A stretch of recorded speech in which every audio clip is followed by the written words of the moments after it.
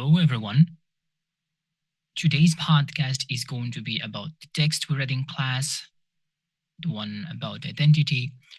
So, again, I'm going to read the text twice. First reading is going to be slow, and the second reading is going to be slightly more challenging. All right, let's start. Identity is the collection of qualities, beliefs, and experiences that make each person unique. People often grow up with ideas from their families, cultures, and personal choices that help shape who they are. Sometimes people have to figure out what truly matters to them, especially when their experiences do not match what others expect. Identity can change over time as individuals learn more about themselves and the world around them. Society also influences identity. Every society has norms to guide how people behave. These norms can put pressure on individuals to act in a certain way. Some people try to fit in because they want acceptance, while others prefer to stand out and express their personality. At times, society makes people feel trapped between who they are and who they are told to be. This situation often leads individuals to reflect on their place in the community and their long-term goals. Daily life plays an important part in shaping identity. The routines people follow show their priorities. A person who helps others daily might value cooperation. Someone who spends time improving new skills might focus on ambition. Even small actions can influence how others see us. Many people believe that identity becomes stronger when daily choices truly match personal values. This idea is often expressed as staying true to yourself, a phrase that encourages honesty and self acceptance. Understanding how identity, society, and daily life are connected helps people make thoughtful decisions. It can also increase respect for diversity. When individuals recognize that everyone walks their own path, it becomes easier to live together in a community where differences are appreciated instead of judged. All right, that's it for the slow reading. I'm gonna try to read slightly faster, not too fast, because I remember last time I read too fast. It was kind of awkward. This time, just slightly at a normal speed, okay? Identity is the collection of qualities, beliefs, and experiences that makes each person unique.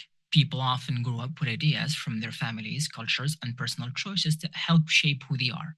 Sometimes people have to figure out what truly matters to them, especially when their experiences do not match what others expect.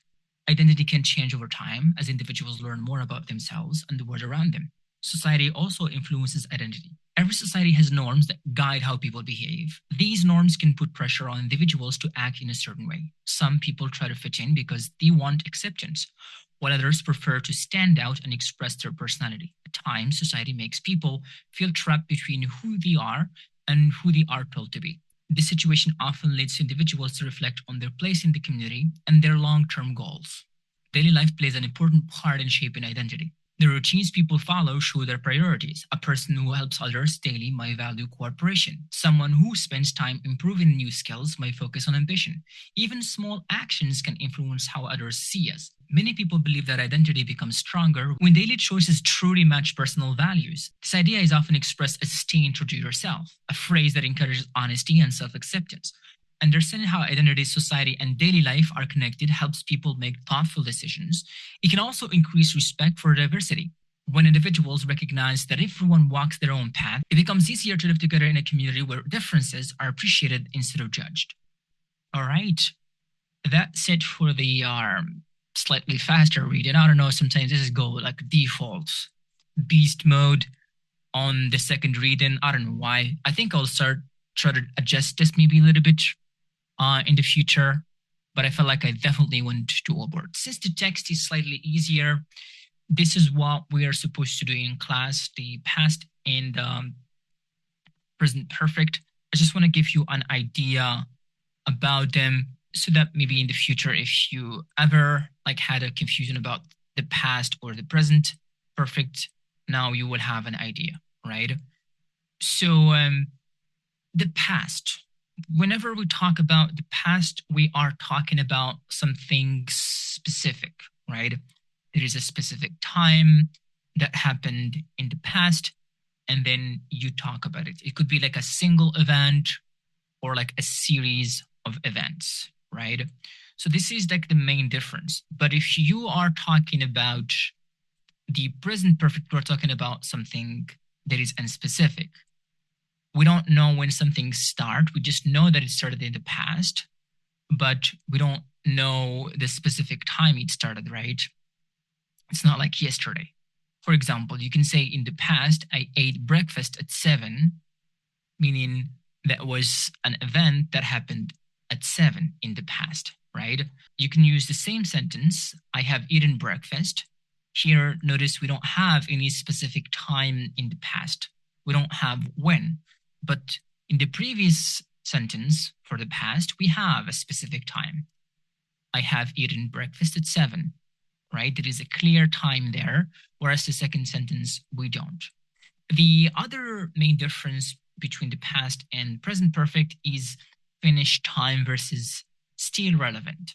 The past is a finished time, an action that is finished, and there is no relationship between the present. I did something in the past, it's finished. I don't have, again, anything, there is nothing left in the present to talk about, okay?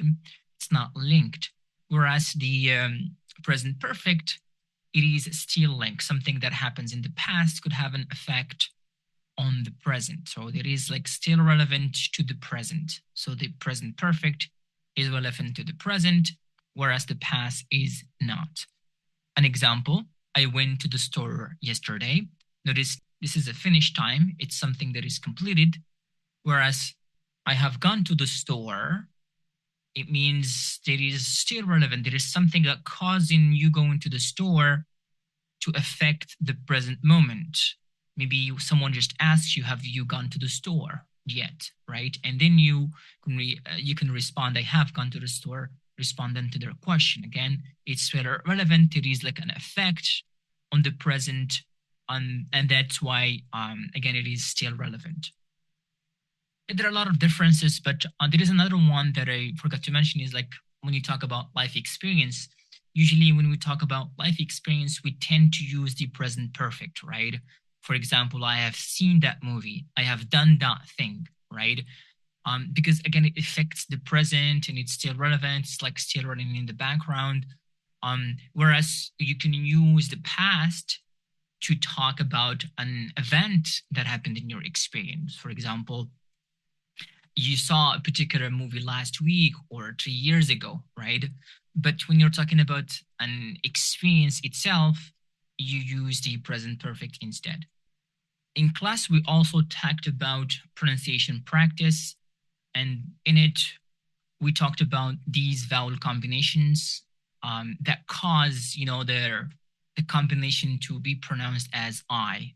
So you have these combinations, you have of vowels and consonants, you have I and E, IGH, IGN, IND, and then YE, FY, RY, and then KY, right? All of these combinations, whenever you see them in words, they tend to cause the pronunciation to be like an I sound. So examples would be high, lie, die, tie, vi. And then IGH, high, sigh, nigh, fight, and then sight. And then IGN, sign, design, align, reassign, resign. And then IND, find, mind, blind, kind, and then grind. Then IE, as in dye your hair. And then YE, as in rye. And then FI, we talked about this in the past, as in notify. And then RY, as in cry. And then KY, as in sky. As for the vocabulary, we didn't do this exercise in class, but we were supposed to do it. But here are the most challenging, at least phrasal verbs in the text. we have grew up with.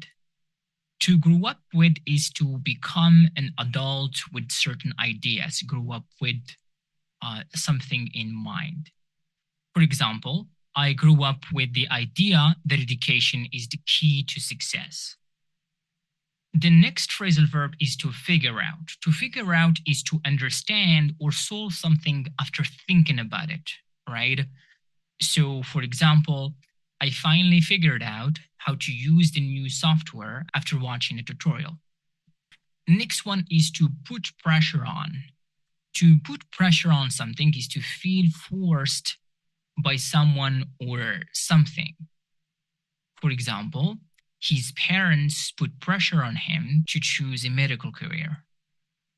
Next one is to fit in. We talked about this in previous lessons. To fit in is to behave in a way that others accept.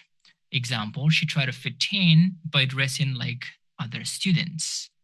To stand out. To stand out is to be different in a noticeable way. For example, his bright red jacket made him stand out in the crowd. Next one is to reflect on. To reflect on is to think carefully about something. For example, after the argument, he took time to reflect on what he said, meaning to think carefully about that. Next one is to change over time. To change over time is to change gradually as time passes. For example, people's opinion often change over time as they gain new experiences. All right, that was it for the most difficult expressions or phrasal verbs. But yeah, hopefully you liked today's lesson. Again, this is done for those who don't show up, where you want to repeat or feel like the lesson was difficult. You can just come here and you will find a lot of answers. All right, thank you for listening. Until then, bye.